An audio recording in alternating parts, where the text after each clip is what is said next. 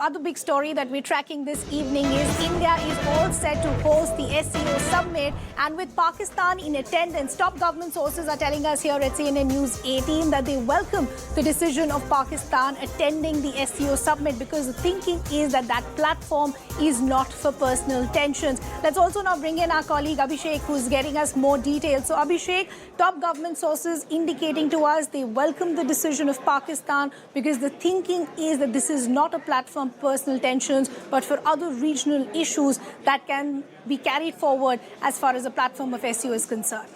Of course, you see, this is happening at a time when there is not a very good vibe in the bilateral relationship between India and Pakistan. But having said that, India has maintained utmost respect for the multilateral organization. India, being the chair, has extended the invitation to all the members, including Shehbaz Sharif, Prime Minister of Pakistan, and who is going to have a virtual attendance on 4th of July when this SCO summit talks is going to happen.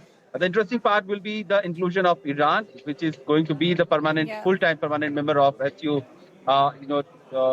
grouping from now onwards. And the Belarus is also going to, Lukashenko, the president of Belarus, is also going to take part in that meeting, and Belarus is most likely is going to become the full member of this SCO grouping from the next year onwards. Right now, the focus will, of course, be on the fallout effect of Russia-Ukraine conflict that has impacted the global economical, architectural, and the geopolitical landscape as well. But what all will be the issues and what all will be in the joint communique, we'll have to wait for that. Yeah.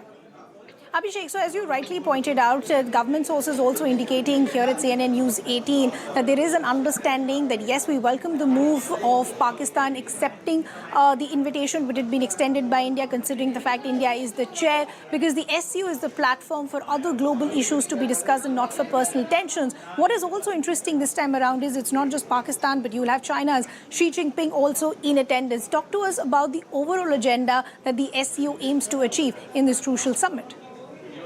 It will be a very welcome move for the world, for the countries in this region, that they could see that India, Pakistan, and China could still come under one roof and talk about the global issues and the issues of regional interest, despite being the bilateral differences at one of the worst level in the recent years. The India-China ties we have already seen going just downwards, and India-Pakistan ties has already is well known. Secret that there is no trade, there is no people-to-people engagement that is currently happening between the two sides, except that they have maintained diplomacy at the diplomatic level, relationship between the two sides. But despite the fact that SCO is happening, the first mandate of SCO has been to increase the connectivity in the South Asia region with the Central Asian countries, and then opening the door for other countries in the Europe also for the trade, bilateral trade, and everything that can happen of these countries in that region. Also, how to bring the dollar on the sideline is also one of the agenda. That if the countries can work together to create a mechanism where the bilateral trade can happen between the two countries in their own currencies, and then it will be a fillip to the regional economic architecture. Security issues are one of the key concerns because of the Afghanistan. The Afghanistan now being led and ruled by Taliban groupings.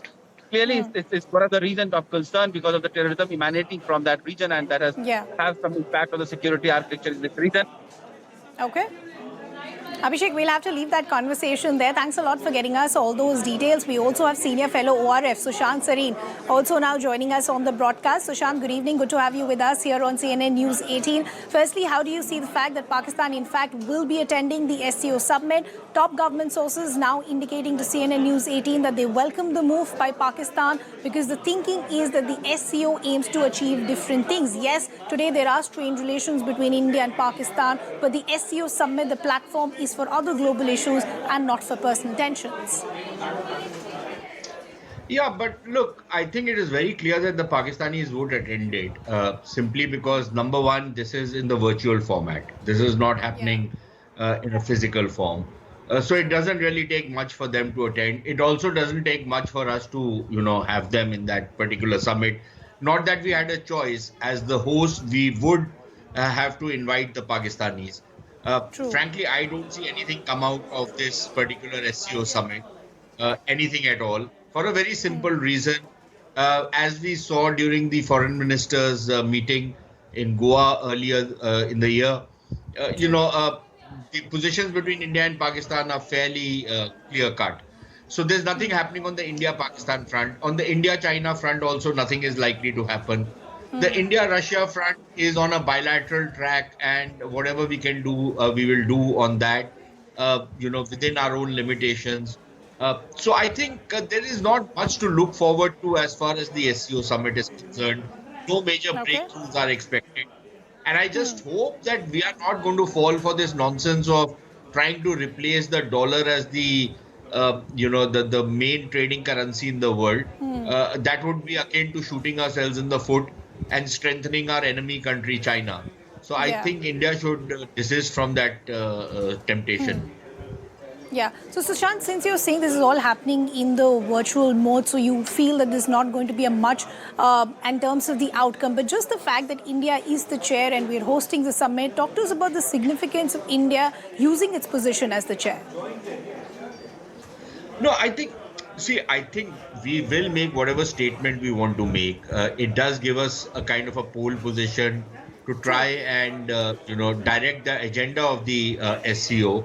But beyond that, I don't think there'll be any major breakthrough or any new ground which will be broken, Okay. either on the, as far as the SCO as a grouping is concerned, or on a bilateral track.